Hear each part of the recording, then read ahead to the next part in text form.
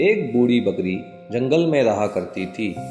वह बहुत बुद्धिमान भी थी, परंतु बकरी इतनी बूढ़ी हो चुकी थी कि आसपास के हरे भरे घास पत्तियां भी नहीं खा पाती थी।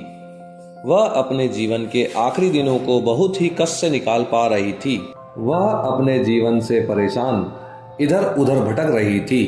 तभी उसको अचानक एक रास्ते पर जंगल के राजा शेर के पदचिन्ह नजर आए। अब बुद्धिमान बकरी ने विचार किया, क्यों ना मैं महाराज शेर के कदमों में पड़ी रहूं और भूले भटके यदि शेर महाराज आ जाएं तो उनसे गुजारिश करूंगी कि हे शेर महाराज, आप मुझे खा जाएं, कम से कम आपकी भूख भी मिट जाएगी और मैं भी समझूंगी कि शेर महाराज के कुछ तो काम आई। यह सोचकर बूढ़ी बकरी शेर राजा के पदचिन्हों पर बैठ जाती है। कुछ देर बाद वहां एक चीता आता है। वह बहुत खूंखार लग रहा था और काफी मोटा तगड़ा भी था। वह भयंकर आवाज में गरज कर बोला, ए बकरी, तू यहाँ क्यों बैठी है? तेरा मकसद क्या है और तुझे डर नहीं लगता?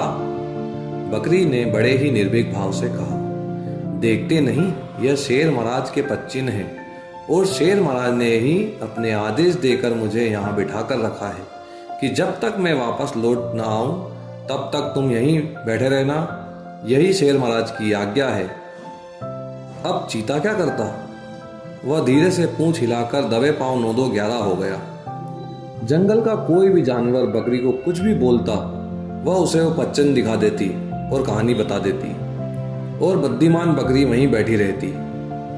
बहुत दिन गुजर जाने के बाद एक भूखी लोमड़ी वहां घूमते फिरते आती है और लोमड़ी ने अपने ललचाई नजरों से बकरी की ओर देखा और कहा, तुम यहाँ क्यों बैठी हो? तुम्हें इस घने जंगल में डर नहीं लगता? बुद्धिमान बकरी ने फिर वही निर्भीक आवाज में शांति से जवाब दिया जो चीते से बात कही थी। शेर महाराज का नाम सुनते ही उसकी पूंछ से धुआं निकलने लगता है और लोमड़ी ने पूंछ उठाकर भाग लेने में ही भलाई समझी। इसी तरह जंगल में कई प्रकार के हिंसक जानवर आए और बकरी से वार्तालाप करके अंतर्ध्यान हो गए। सौभाग्य की बात यह रही कि कुछ दिन बाद शेर महाराज उसी रास्ते से वापस आते हैं और बकरी को गरजते हुए कहते हैं, तू यहाँ क्यों बैठी है? बकरी ने बहुत ही सहज भाव से महाराज को प्रणाम किया और कहा, हे शेर महाराज, अभी तक मैं आपके ही आश्रय में बैठी हूँ। वृद्धावस्था के कारण घूमना फिरना, भोजन आदि अनेक कष्ट हुए हैं। मैं जीवन से मुक्ति पाना चाहती हूँ, अर्थात आप मुझे मारकर खा जाइए या मेरे प्राणों की रक्षा करें। अभी तक आपके नाम से ही प्राणों की रक्षा करती आ रही हूँ। पदचिन्ह आपका प्रतीक बनाकर बैठी थी और अपने प्राणों की रक्षा कर रही थी। बलवान व्यक्ति हमेशा दयालु प्रवृत्ति का होता है। शेर को उस पर दया आ गई। जंगल में शेर ने तुरंत एक सभा का आयोजन किया। सभी जीव जंतु, विभिन्न प्रजाति के जानवर सम्मिलित हुए। शेर ने आदेश दिया कि बकरी की किस्मत ही बदल गई। शेर का आदेश कौन ना माने।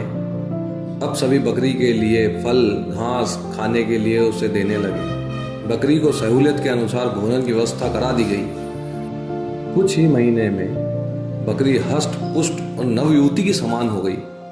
वह जीवन के कठिन भरे क्षणों में परेशान हो गई थी। उसने अपनी बुद्धि का इस्तेमाल किया और उसका जीवन ही बदल गया और आनंदमय जीवन जीने लगी। इस कहानी से हमें यह शिक्षा मिलती है कि छोटी सोच शंका को जन्म देती है और बड़ी सोच समाधान को जन्म देती है। हमें कभी भी कठिन समय में परेशान होने की जगह बुद्धि का इस्तेमाल करना चाहिए और अपनी कठिनाइयों को दूर करने का प्रयत्न करना चाहिए।